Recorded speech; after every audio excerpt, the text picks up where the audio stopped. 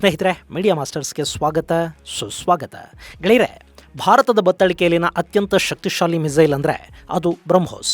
ಅದರ ಅಕ್ಯುರೇಸಿ, ಅದರ ವೇಗ ಮತ್ತು ಅದು ಗುರಿಯನ್ನು ನಾಶ ಮಾಡುವ ಪರಿ ಜಗತ್ತಿನ ಗಮನ ಸೆಳೆದಿದೆ ಮತ್ತು ಬ್ರಹ್ಮೋಸ್ಗೆ ವಿಪರೀತ ಡಿಮ್ಯಾಂಡ್ ಕೂಡ ಶುರುವಾಗ್ತಾ ಇದೆ. ಆದರೆ ಅದೇ ಬ್ರಹ್ಮೋಸ್ನಷ್ಟೇ ಅಕ್ಯುರೇಸಿ ಮತ್ತು ಬ್ರಹ್ಮೋಸ್ಗಿಂತ 10 ಪಟ್ಟು ಕಡಿಮೆ ಖರ್ಚಿನ ರಾಕೆಟ್ ಸಿಸ್ಟಮ್ ಅನ್ನು ಭಾರತ ಸಿದ್ಧಪಡಿಸಿಕೊಂಡ್ರೆ ಹೇಗಿರುತ್ತೆ?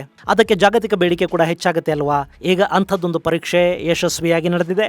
ಹೆಚ್ಚು ಕಡಿಮೆ ಬ್ರಹ್ಮೋಸ್ನಷ್ಟೇ ನಿಖರತೆಯನ್ನ ಹೊಂದಿರುವ ರಾಕೆಟ್ನ ಪರೀಕ್ಷೆಯನ್ನು ಭಾರತ ಮಾಡಿದ್ದು, ಇದು ಕೇವಲ ರಾಕೆಟ್ ಲಾಂಚರ್ ಮಾತ್ರ ಅಲ್ಲ, ಇದು ಮಲ್ಟಿಪಲ್ ಲಾಂಚರ್ ಅಂತ ಕೂಡ ಅನ್ನಿಸ್ಕೊಳ್ತಾ ಇದೆ. ಅದರ ಹೆಸರು ಸೂರ್ಯಾಸ್ತ್ರ.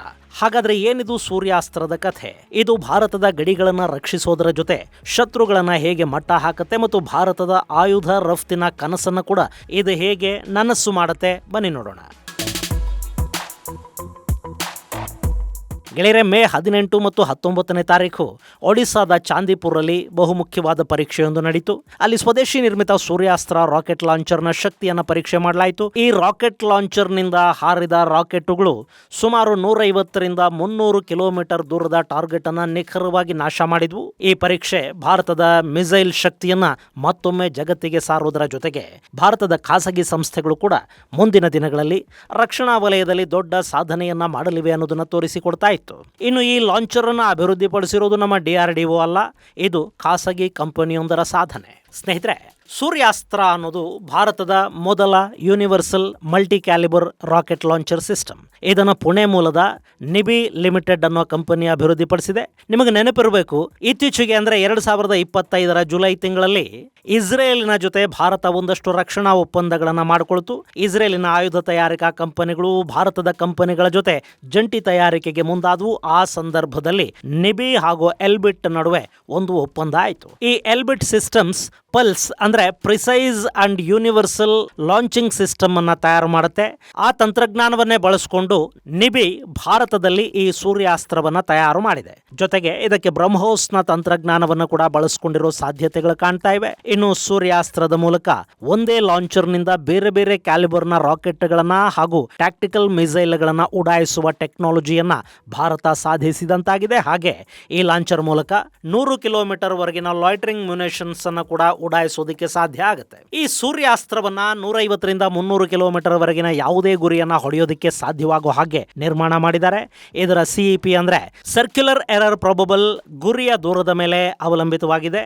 150 ಕಿಲೋಮೀಟರ್ ದೂರದಲ್ಲಿನ ಗುರಿಯನ್ನ ಟಾರ್ಗೆಟ್ ಮಾಡಿಕೊಳ್ಳುವ ಮಿಸೈಲ್ 1.5 ಮೀಟರ್ CEP ಯಲ್ಲಿ ಟಾರ್ಗೆಟ್ ಅನ್ನ ಹೊಡೆಯುತ್ತೆ. ಅದೇ ಟಾರ್ಗೆಟ್ ನ ದೂರ 200 ಕಿಲೋಮೀಟರ್ ಆದ್ರೆ ಅದರ CEP 2 ಮೀಟರ್ ನಷ್ಟಾಗುತ್ತೆ. ಇಲ್ಲಿ ಈ ಮಿಸೈಲ್ ಅನ್ನ ಮಿನಿ ಬ್ರಹ್ಮೋಸ್ ಅಂತ ಕರೆಯೋದು ಈ CEPಯ ಕಾರಣಕ್ಕೇನೆ. ಬ್ರಹ್ಮೋಸ್ 1 ಮೀಟರ್ CEP ಅನ್ನ ಹೊಂದಿದೆ. ಸರ್ಕ್ಯುಲರ್ ಎರರ್ ಪ್ರೊಬಬಲ್ ಅಂದ್ರೆ ಒಂದು ಮಿಸೈಲ್ ಎಷ್ಟು ಮೀಟರ್ ಸುತ್ತಳತೆಯಲ್ಲಿ ಆ ಗುರಿಯನ್ನ ಹಿಟ್ ಮಾಡುತ್ತೆ ಅನ್ನೋದು. ಇದು ಮಿಸೈಲ್ ನ ನಿಖರತೆಯ ಮಾನದಂಡ. ಇಲ್ಲಿ CEP ಕಡಿಮೆ ಇದ್ದಷ್ಟು ಆ ಮಿಸೈಲ್ ಹೆಚ್ಚು ನಿಖರ. ಸೊ ಸೂರ್ಯಾಸ್ತ್ರ 200 ಮೀಟರ್ ಟಾರ್ಗೆಟ್ ಅನ್ನ 2 ಮೀಟರ್ ರೇಡಿಯಸ್ ನ ಅಂತರದಲ್ಲಿ ಹಿಟ್ ಮಾಡುತ್ತೆ. ಹಾಗೆ ಇದನ್ನ ಟ್ರಕ್ಗಳಿಗೆ ಮೌಂಟ್ ಮಾಡೋದಕ್ಕೆ ಸಾಧ್ಯ ಆಗುತ್ತೆ. ಅದರಲ್ಲೂ ಟಟ್ರಾದ 6x6 ಅಲ್ಲಿ ಈ ಮಿಸೈಲ್ ಲಾಂಚರ್ ಅನ್ನ ಅಳವಡಿಸಲಾಗಿದ್ದು, ಇದು ಶೂಟ್ ಅಂಡ್ ಸ್ಕೂಟ್ ಸಾಮರ್ಥ್ಯವನ್ನು ಕೂಡ ಹೊಂದಿದೆ. ಇದರಲ್ಲಿ GPS navigation system, digital ballistic calculation, ಅತ್ಯುತ್ತಮವಾದ ಫೈರ್ ಕಂಟ್ರೋಲ್ ಸಿಸ್ಟಮ್ ಅನ್ನು ಅಳವಡಿಸಿದ್ದಾರೆ.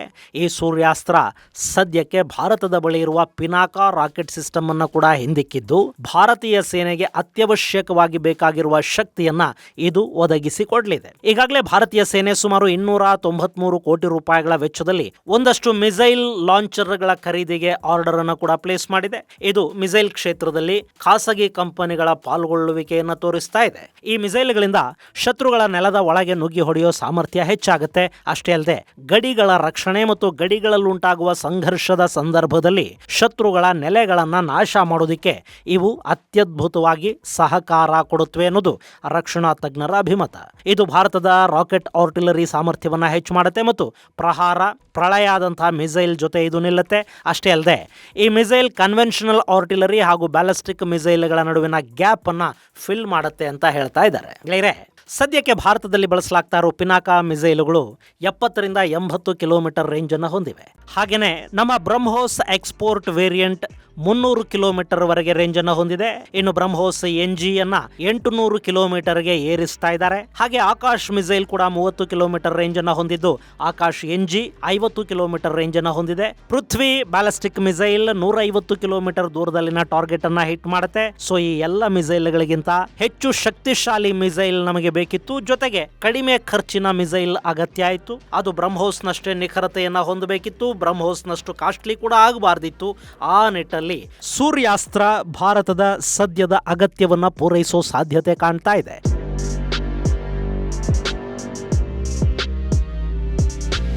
ಗೆಳೆಯರೆ, ಮತ್ತೊಮ್ಮೆ ಹೇಳ್ತೀನಿ, ಸೂರ್ಯಾಸ್ತ್ರವನ್ನ ಮಿನಿ ಬ್ರಹ್ಮೋಸ್ ಅಂತ ಕರೀತಾ ಇರೋದು ಅದರ ನಿಖರತೆ ಮತ್ತು ವೇಗದ ಕಾರಣದಿಂದಲೇ ಹೊರತು ಇದು ಬ್ರಹ್ಮೋಸ್ ತರ ಸೂಪರ್ ಸಾನಿಕ್ ಮಿಸೈಲ್ ಅಲ್ಲ. ಇನ್ನು ಸೂರ್ಯಾಸ್ತ್ರ ಅನ್ನೋದು ಮಲ್ಟಿಪಲ್ ರಾಕೆಟ್ ಲಾಂಚರ್ ಸಿಸ್ಟಮ್. ಇದರ ಮೂಲಕ ರಾಕೆಟ್ ಗಳನ್ನ ಹಾಗೆ ಕಾಮಿಕಾಜಿ ಡ್ರೋನ್ ಗಳನ್ನ ಕೂಡ ಲಾಂಚ್ ಮಾಡೋದಕ್ಕೆ ಸಾಧ್ಯ ಆಗುತ್ತೆ.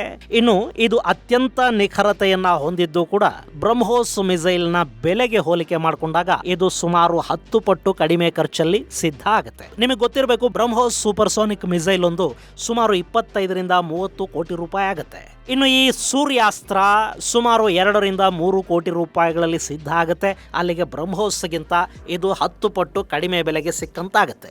ಇನ್ನು ಇದನ್ನ ನಿರ್ಮಾಣ ಮಾಡಿರೋದು ನಿಬಿ ಅನ್ನೋ ಕಂಪನಿ. ಈ ಕಂಪನಿ ಜೊತೆ ಇಸ್ರೇಲ್ನ ಎಲ್ಬಿಟ್ ಕೈ ಜೋಡಿಸಿದೆ. ಹೀಗಾಗಿನೇ ಈ ಕಂಪನಿ ಒಂದರ ಮೇಲೊಂದರಂತೆ ಮಿಸೈಲ್ ಗಳನ್ನ ನಿರ್ಮಿಸಿ ಅವುಗಳ ಪರೀಕ್ಷೆಯನ್ನು ಮಾಡ್ತಾ ಇದೆ. ಸೂರ್ಯಾಸ್ತ್ರದ ಪರೀಕ್ಷೆಯ ಬೆನ್ನಲ್ಲೇ ಈಗ ನಿಬಿ ರಾಜಸ್ಥಾನದ ಪೋಖ್ರಾನ್ ಟೆಸ್ಟ್ ರೇಂಜ್ ಅಲ್ಲಿ ವಾಯು ಅಸ್ತ್ರವನ್ನ ಕೂಡ ಪರೀಕ್ಷೆ ಮಾಡಿದೆ. ಇದು ಲಾಯ್ಟರಿಂಗ್ ಮ್ಯುನಿಷನ್ ಆಗಿದ್ದು ಭಾರತದ ಪ್ರಿಸಿಷನ್ ಗೈಡೆಡ್ ವೆಪನ್ ಸಿಸ್ಟಮ್ ಗಳ ಕಡೆಗಿನ ಆಸಕ್ತಿಯನ್ನ ಇದು ತೋರ್ತಾ ಇದೆ. ಸದ್ಯಕ್ಕೆ ಈ ವಾಯು ಅಸ್ತ್ರದ ಮೂಲಕ 10 kg ವಾರ್ ಹೆಡ್ ಪರೀಕ್ಷೆ ಮಾಡಲಾಗಿದ್ದು 100 ಕಿಲೋಮೀಟರ್ ದೂರದ ಟಾರ್ಗೆಟ್ ಅನ್ನ ಇದು ತಲುಪಿದೆ.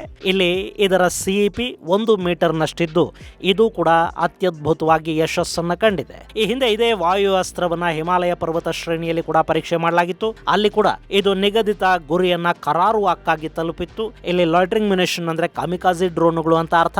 ಸೊ ಈ ಕಂಪನಿ ಭಾರತಕ್ಕಾಗಿ ಮಿಸೈಲ್ ಸಿಸ್ಟಮ್ ಹಾಗೂ ಕಾಮಿಕಾಜಿ ಡ್ರೋನ್ಗಳನ್ನು ಕೂಡ ಸಿದ್ಧಪಡಿಸಿದಂತಾಗಿದೆ.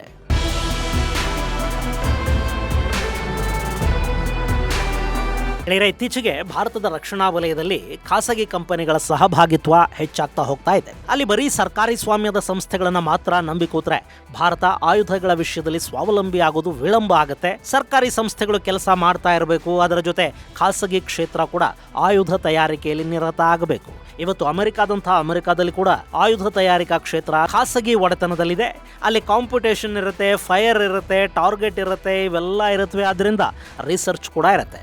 ಈಗಾಗಲೇ ನಮ್ಮಲ್ಲಿ ಲಾಯ್ಟರಿಂಗ್ ಮ್ಯುನಿಷನ್ಸ್, ಡ್ರೋನ್ ತಯಾರಿಕಾ ಕ್ಷೇತ್ರ ಸೇರಿದಂತೆ ಸಾಕಷ್ಟು ಆಯುಧಗಳನ್ನ ಖಾಸಗಿ ಕಂಪನಿಗಳು ತಯಾರು ಮಾಡ್ತಾ ಇವೆ. ಅದರಲ್ಲೂ ಟಾಟಾ ಅಡ್ವಾನ್ಸ್ಡ್ ಸಿಸ್ಟಮ್ ಏರೋ ಸ್ಟ್ರಕ್ಚರ್ಗಳನ್ನ, ಏರ್ಬೋರ್ನ್ ಸಿಸ್ಟಮ್ಗಳನ್ನ, ಮಿಸೈಲ್ ಮತ್ತು ರಡಾರ್ಗಳನ್ನ ಸಿದ್ಧಪಡಿಸುತ್ತೆ. ಇದರ ಜೊತೆ ಮಿಲಿಟರಿ ವೆಹಿಕಲ್ ಗಳನ್ನ ಕೂಡ ಟಾಟಾ ಕಂಪನಿ ಉತ್ಪಾದಿಸ್ತಾ ಇದೆ. ಸಾಕಷ್ಟು ದೇಶಗಳಿಗೆ ಟಾಟಾ ಮಿಲಿಟರಿ ವಾಹನಗಳು ರಫ್ತು ಕೂಡ ಆಗ್ತಾ ಇವೆ. ಇನ್ನು ಮೊನ್ನೆ ಅಷ್ಟೇ ಟಾಟಾ ಏರ್ ಬಸ್ ನ ಸಹಭಾಗಿತ್ವದಲ್ಲಿ C295 ಮಿಲಿಟರಿ ಟ್ರಾನ್ಸ್ಪೋರ್ಟ್ ವಿಮಾನವನ್ನು ಕೂಡ ಸಿದ್ಧಪಡಿಸಿದೆ. ಸಾಕಷ್ಟು ದೇಶಗಳಿಗೆ ಟಾಟಾದ ಆಯುಧಗಳು ರಫ್ತು ಕೂಡ ಆಗ್ತಾ ಇವೆ. ಇದರ ಜೊತೆ L&T ಕೂಡ ರಕ್ಷಣಾ ವಲಯಕ್ಕೆ ಅಗತ್ಯವಿರುವ ಹೆವಿ ಮಿಷನರಿಗಳನ್ನ, ಸಬ್ಮರೀನ್ ಗಳನ್ನ ನಿರ್ಮಾಣ ಮಾಡ್ತಾ ಇದೆ. ಜೊತೆಗೆ ಶಿಪ್ ಬಿಲ್ಡಿಂಗ್ ಹಾಗೂ ಇನ್ನಿತರೆ ವೆಪನ್ ಸಿಸ್ಟಮ್ ಗಳನ್ನ ಕೂಡ ಈ ಕಂಪನಿ ಉತ್ಪಾದನೆ ಮಾಡ್ತಾ ಇದೆ. ಹಾಗೆ Mahindra defence system tactical vehicle ಗಳನ್ನ ನಿರ್ಮಾಣ ಮಾಡ್ತಾ ಇರೋದ್ರ ಜೊತೆಗೆ ಆರ್ಮರ್ಡ್ ಪ್ಲಾಟ್ಫಾರ್ಮ್ ಹಾಗೂ ನ್ಯಾವಲ್ ಸಿಸ್ಟಮ್ ನ ಕಡೆಗೆ ಕೂಡ ಮಹೇಂದ್ರ ಗಮನ ಹರಿಸ್ತಾ ಇದೆ. ಅದಾನಿ ಕಂಪನಿ ಕೂಡ ಈಗ ಡಿಫೆನ್ಸ್ ವಲಯಕ್ಕೆ ಕಾಲಿಟ್ಟಿದ್ದು ಇಸ್ರೇಲ್ ಜೊತೆಗಿನ ಸಹಭಾಗಿತ್ವದಲ್ಲಿ UAEಗಳು ಲಾಯ್ಟರಿಂಗ್ ಮ್ಯುನಿಷನ್ಸ್ ಹಾಗೂ ಸ್ಮಾಲ್ ಆರ್ಮ್ಸ್ ಅನ್ನ ಅವರು ನಿರ್ಮಾಣ ಮಾಡ್ತಾ ಇದ್ದಾರೆ. ಇವುಗಳ ಜೊತೆ solar industry, Zen technologies, data patterns, Paras defence, ಅಸ್ತ್ರ ಮೈಕ್ರೋವೇವ್ ಸೇರಿದಂತೆ ಸಾಕಷ್ಟು ಖಾಸಗಿ ಕಂಪನಿಗಳು ಭಾರತದ ರಕ್ಷಣೆಗೆ ಬೇಕಾಗಿರುವ ವಿವಿಧ ರೀತಿಯ ಉಪಕರಣಗಳನ್ನು ಉತ್ಪಾದನೆ ಮಾಡ್ತಾ ಇವೆ. ಹಾಗೂ ಕೆಲ ಕಂಪನಿಗಳು ವಿದೇಶಗಳಿಗೆ ಆಯುಧಗಳನ್ನು ರಫ್ತು ಕೂಡ ಮಾಡ್ತಾ ಇವೆ. ಸೊ ಈಗ ಈ ನಿಬಿಗೆ ಕೂಡ ರಾಕೆಟ್ ಆರ್ಟಿಲರಿ ಸಿಸ್ಟಮ್ಗಳನ್ನು ಸಿದ್ಧ ಮಾಡೋದಕ್ಕೆ ಹೇಳಲಾಗಿತ್ತು. ಈಗ ಎಲ್ಬಿಟ್ನ ಸಹಯೋಗದಲ್ಲಿ ಅದು ಸಾಧ್ಯ ಆಗಿದೆ. ಇದೆಲ್ಲದರ ಜೊತೆ ಯುದ್ಧ ವಿಮಾನಗಳ ಕ್ಷೇತ್ರದಲ್ಲಿ ಕೂಡ ಭಾರತ ಸ್ವಾವಲಂಬನೆಯನ್ನ ಸಾಧಿಸೋದಕ್ಕೆ ಸಾಧ್ಯ ಆದರೆ ನಮ್ಮ ಶಕ್ತಿ ಮತ್ತಷ್ಟು ಹೆಚ್ಚಾಗುತ್ತೆ. ಯುದ್ಧ ವಿಮಾನಗಳ ಸ್ವದೇಶಿ ಇಂಜಿನ್ ತಯಾರು ಮಾಡೋದಕ್ಕೆ ಕೂಡ ನಮಗೆ ಸಾಧ್ಯ ಆಗಬೇಕು. ಅದು ನಮ್ಮ ಇಂಜಿನ್ ಮೇಲಿನ ಡಿಪೆಂಡೆನ್ಸಿಯನ್ನು ತಪ್ಪಿಸುತ್ತೆ. ಅದು ಕೂಡ ಬೇಗ ಆಗ್ಲಿ ಅಂತ ಆಶಿಸೋಣ. ಇದು ಗೆಳೆಯರೆ ಭಾರತದಲ್ಲಿ ಪರೀಕ್ಷೆ ಮಾಡಲಾಗಿರುವ ಸೂರ್ಯಾಸ್ತ್ರ ಮತ್ತು ವಾಯು ಅಸ್ತ್ರದ ಕುರಿತಾದ ಒಂದಷ್ಟು ಮಾಹಿತಿ. ಮುಂದಿನ ಸಂಚಿಕೆಯಲ್ಲಿ ಮತ್ತಷ್ಟು ವಿಶೇಷಗಳ ಜೊತೆ ಮತ್ತೆ ಭೇಟಿಯಾಗೋಣ. ಅಲ್ಲಿವರೆಗೆ ಜೈ ಹಿಂದ್, ಜೈ ಕರ್ನಾಟಕ.